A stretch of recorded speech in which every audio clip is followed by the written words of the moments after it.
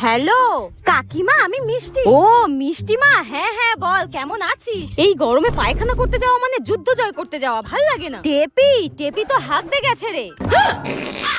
এই নে ধর, মিষ্টি ফোন করেছে, ধর। ধুর, মাও না পারে। হ্যালো, আমি তোকে একটু পরে ফোন করছি রে।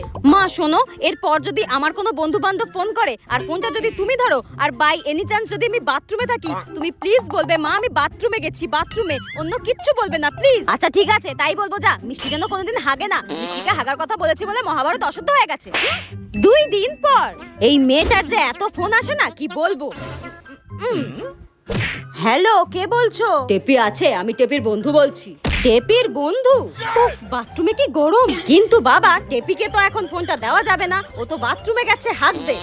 মা, এইভাবে কথা কে বলে? কত কষ্ট করে রাজকে পটিয়েছিলাম, মনে হচ্ছে গামছাটা গলায় ফাঁস দিয়ে আমি নিজের নিঃশ্বাসটাই বন্ধ করে দিই।